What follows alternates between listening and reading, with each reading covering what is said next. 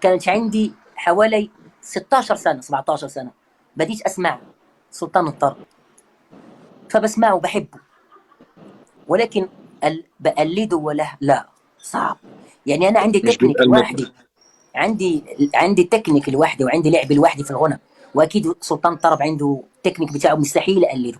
يعني انا صوتك زي ما بتكلم معاك دلوقتي زي الغنى، هيجنني ده صوتي. حقيقي.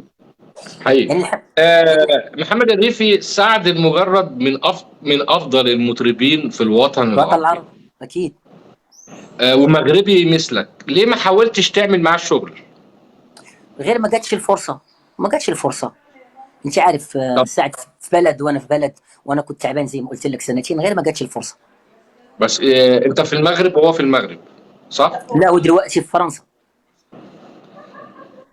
طيب، تعرفه شخصيا؟ ما حاولتش تتكلم معاه او حاولتش توصل له؟ لا، ما تكلمش شخصيا، ولكن شخصيا هو شخصيه محترمه جدا جدا جدا صراحه. مم. شخصيه محترمه صراحه. محمد الريفي قبل ما يكون مطرب كان شغال ايه؟ كنت شغال كتير، كنت شغال في اه. السمك، كنت ببيع سمك، كنت حارس امن، كنت مساعد طباخ،